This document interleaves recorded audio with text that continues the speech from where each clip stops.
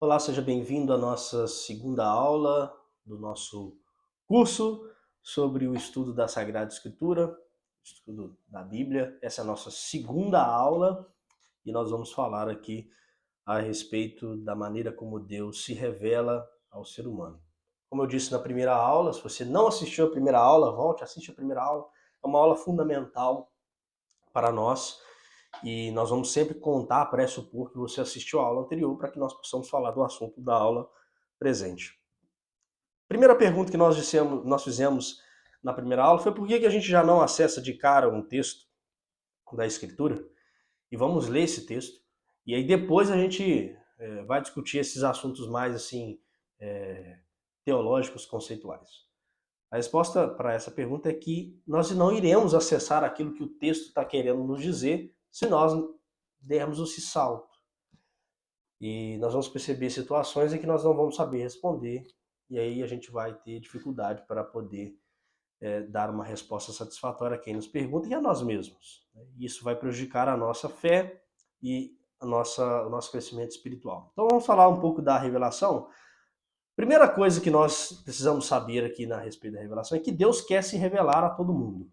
Deus quer se fazer conhecido. Deus poderia não querer se fazer conhecido e ninguém ia saber de Deus, ninguém ia saberia, por exemplo, que Deus é uma trindade.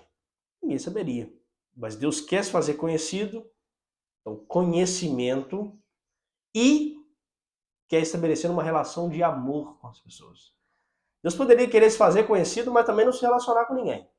Mas ele quer se fazer conhecido e se relacionar amorosamente com as pessoas. Então nós temos dois movimentos aqui. Obviamente esses movimentos já vêm juntos, mas dois movimentos distintos aqui nós vamos falar sobre isso. E aí entra uma terceira coisa, que para poder acontecer isso tudo, que Deus quer salvar. Deus quer salvar as pessoas. E isso é o que acontece em cada ponto da Escritura, até mesmo no período que seria pré-pecado para os homens. Deus mesmo assim ali quer salvar.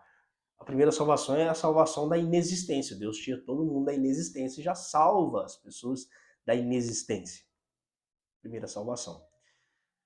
Então, o propósito de cada letra, de cada página da Sagrada Escritura, da Bíblia, é Deus operando a sua salvação por meio da sua revelação de quem ele é, o conhecimento, e convidando as pessoas a se relacionar com ele, agora conhecendo quem ele é. Conhecendo quem ele é. Por isso nós dizemos que quando Deus se revela em nosso Senhor Jesus Cristo no Novo Testamento, a nossa relação com Deus agora pode ir à perfeição. Porque agora nós sabemos realmente que Deus é Pai, Filho e Espírito Santo. E eu dei a conhecer tudo aquilo que eu vi do Pai. Jesus fala isso no Evangelho. Então nós sabemos quem é o Pai. Obviamente aí nós temos uma dificuldade de entendimento. Pela própria dificuldade da nossa inteligência, nosso intelecto tem uma certa limitação. Mas nós sabemos, foi revelado. Isso foi revelado. Então, nós precisamos perceber que Deus fala às pessoas, se revela às pessoas por duas maneiras. A primeira é por acomodação. O que significa isso? As pessoas que estão ali diante de Deus e vão escrever sobre os textos da Escritura, são os hagiógrafos, são os autores, eles têm limitações, tanto do conhecimento quanto linguística. Então, tem pessoas que têm uma vontade, uma curiosidade de acessar os textos no original, percebe, as pessoas que têm um conhecimento de grego, por exemplo, de hebraico, percebe que talvez, do ponto de vista linguístico, tem algum erro ali. Mas é por acomodação. Deus se acomoda pelas faculdades dessas pessoas e se revela a essas pessoas. Então, nós percebemos que Deus se revela aos homens à maneira mesmo dos homens, a maneira como os homens entendem, pelas próprias faculdades que o homem tem com possibilidade de entendimento. Isso revela para nós algumas coisas que acontecem no Antigo Testamento, principalmente. Diz assim, Deus fala assim, eu sou um Deus ciumento. Bem, sentir ciúme é uma coisa de paixão humana. Paixão humana tem muito a ver com o relacionamento entre o espírito humano e o corpo, a alma humana e o corpo. E Deus não tem isso. Mas Deus se acomoda dentro disso aqui para que possa salvar, né? A finalidade é salvar, e o homem possa entender, lógico, pedagogicamente, uma pedagogia divina, que ele precisa servir, amar e servir aquele Deus ali, e depois o único Deus. Então, existe uma pedagogia, e essa pedagogia, essa revelação por acomodação está relacionada com essa pedagogia, com essa parte por parte, em que Deus vai mostrando para as pessoas, para o ser humano, que ele está querendo salvar, o caminho para a salvação, mas ele não mostra tudo, porque senão não teria como. Iria até afastar a pessoa da salvação, porque o intelecto, porque a alma daquela pessoa não estava pronta pedagogicamente, um processo de educação mesmo, de revelação paulatina, para salvar as pessoas. Esse é o primeiro movimento de acomodação. Dizemos que Deus tem condescendência. Então Deus tem ali uma certa paciência, né? Já é uma paciência aqui nesse sentido, já é também uma forma de acomodação, dizer por forma de acomodação. Deus tem paciência, Deus é calmo, Deus é um mestre, né, que vai educando devagar, vai revelando devagar, e mesmo que usando essas figuras, como Deus se arrepende, não existe esse tipo de movimento. Se arrepende pressupõe um erro, né? Deus errou então. Então a gente percebe que é por acomodação. Deus vai se revelando por acomodação. E outras vezes, Deus se revela de uma segunda maneira, por elevação. A acomodação ele vem e se acomoda à natureza daquelas pessoas que vão escrever o texto, ao tempo das pessoas que estão vivendo. Deus se revela na história, então se acomoda à história e se eleva, sobe acima de uma capacidade que está ali para que as pessoas possam sempre crescendo. Então ele vai dotar essas palavras humanas de uma força, de um valor e de um poder divino. Então um profeta, por exemplo, quando ele tem essa capacidade de prever, de falar, de apontar verdades que a princípio nos parecem incompreensíveis ou nem percebidas, isso é um movimento de elevação divina. Deus vai tentando elevar as pessoas a um entendimento superior e elevar a própria natureza humana para poder fazer coisas que estão além dela e não somente se acomodar. Tá? Se acomodar aqui na própria faculdade, mas elevar isso, que é um caminho de salvação, e a gente vê que a revelação vai acontecendo por meio das palavras, né? O profeta que fala, o próprio Deus em oráculos e por aí vai, é feito por ações, as pessoas vão fazendo, o próprio Deus vai fazendo. Então tem os fatos históricos, Deus se revela nos fatos e nesses eventos, então a revelação vai acontecendo isso, e ora por acomodação, ora por elevação, e isso tudo, Deus se acomoda na revelação, eleva-se na revelação, como preparação, principalmente no Antigo Testamento, como preparação para o Novo Testamento. Toda revelação prepara a revelação do Evangelho, a revelação de nosso Senhor Jesus Cristo, a vinda de nosso Senhor Jesus Cristo, para poder interpretar. Aqui a gente percebe uma coisa, hein?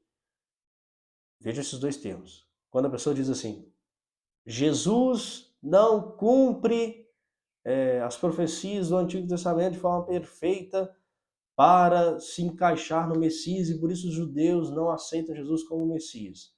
Deus se revela por acomodação e elevação.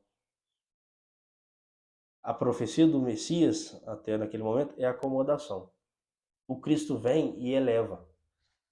O Antigo Testamento não fala que o Messias seria o próprio Deus, seria a pessoa da Santíssima Trindade. Não sabia da Trindade. Deus se eleva. A revelação por elevação agora.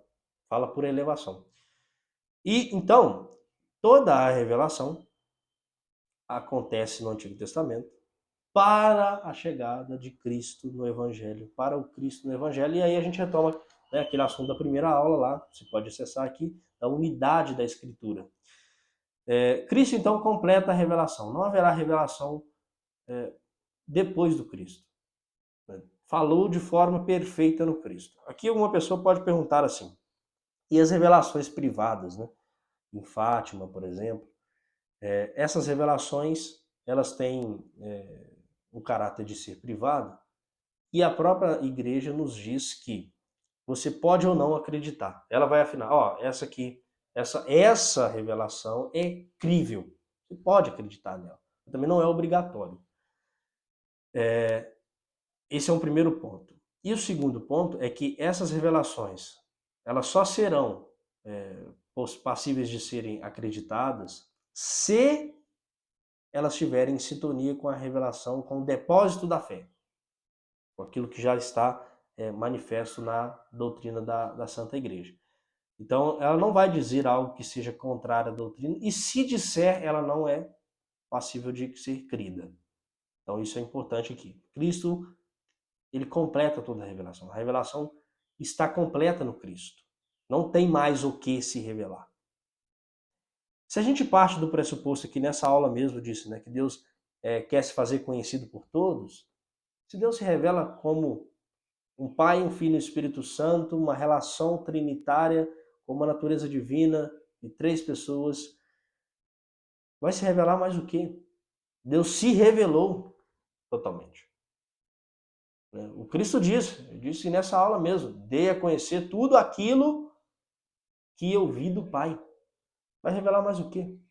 Agora, nós temos por aí, né, as pessoas com uma visão extremamente apocalíptica, com revelações privadas, com revelações totalmente contrárias à fé da igreja, e isso atrai muita gente. Repito, a própria igreja nos orienta nisso. Eu já falei isso na primeira aula, volta lá, a respeito do magistério.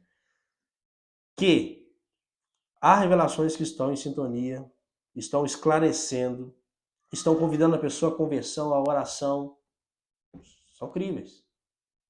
E há revelações que não estão em sintonia e que não são críveis. E tem muita gente que gosta dessas, né? Porque elas são mais pirotécnicas, as pessoas falam coisas que muita gente quer escutar e por aí vai. Então, isso aqui tem que ficar claro para nós. Então, Cristo completa a revelação. Não tem mais o que se revelar. Por isso eu disse na primeira aula, vai querer começar a ler a Escritura? Lê pelo Cristo. Porque se toda a Escritura prepara a vinda do Cristo e o Cristo completa a Escritura, comecemos pelo completo e vamos ali percebendo como que a Escritura vai apontando para o Cristo. Tá? Nós vamos falar dos sentidos da Escritura na próxima aula, mas isso aqui é importante. E aí, Deus está se revelando, Deus está convidando para uma relação e tem uma contrapartida, né? Tem o ser humano que olha para isso e tenta se relacionar com Deus ou não. O primeiro movimento, então, é da inteligência. Né? Agostinho, quando se converte, ele começa a meditar a Escritura, o texto da Escritura, e ele percebe que na Escritura tinha muitas verdades ali que ele já tinha conhecido ou que ele demorou anos para conhecer em outros textos, com outros filósofos e tudo mais, que já estava na Escritura. Então ele já indicava para os seus alunos pegar a Escritura, ler a Escritura e meditar a Escritura, para tentar acessar o conhecimento que tinha na Escritura. Indicava isso para os seus alunos. E os alunos iam, né? Iam meditando ali a Escritura para tentar entender o que está acontecendo e tudo mais. O conhecimento, então, é muito importante para nós, né? Conhecer a verdade, né? Então, Deus se revela na Escritura e não se engane de que podemos viver uma vida na ignorância, que isso vai agradar a Deus, que não vai. Deus quer ser conhecido. Então nós precisamos pegar o texto bíblico e ler o texto. Lógico, nós vamos falar daqui isso ainda como nós podemos interpretar os textos, sobre os sentidos da Escritura. Nós vamos pegar os textos bíblicos, acessar esses textos e lendo, tentando penetrar na verdade que está ali com a nossa inteligência, porque se nós não fizermos isso, nós não conseguiremos amar a Deus. Porque nós só amamos aquilo que nós conhecemos. Então precisamos conhecer primeiro para depois amar. Não adianta a pessoa falar que ela é totalmente ignorante, não sabe nada da Escritura, não sabe nada da revelação cristã e ela ama a Deus. Não ama, porque ela não conhece a Deus. Você não pode falar que você está apaixonado por uma pessoa você nunca viu na sua vida, que você ama aquela pessoa de paixão e você nunca viu ela. Você conhecer, então precisamos acessar isso. E qual a melhor maneira de começar a acessar o texto para conhecer as verdades de Deus e as verdades do próprio cosmos, do Logos divino? Pegue o texto do Evangelho e leia o texto do Evangelho e medite aquele texto e reflita sobre aquele texto. Mas não reflita o texto para ele se acomodar às suas paixões, aquilo que você quer que o texto diga. Mas medite para saber aquilo que o texto diz e te eleva. Então, existe um movimento de acolher então a Escritura aqui pela inteligência, pelo conhecimento, e acolher pela vontade, pelo ato de amar a Deus, o ato de caridade. O próprio ato de fé pressupõe esse conhecimento. Obviamente, não é um conhecimento perfeito pela nossa inteligência. Deus é totalmente conhecível. Né? Porque quanto mais ser uma coisa é, filosofia, né? Mais ser uma coisa é, mais conhecido ela pode ser.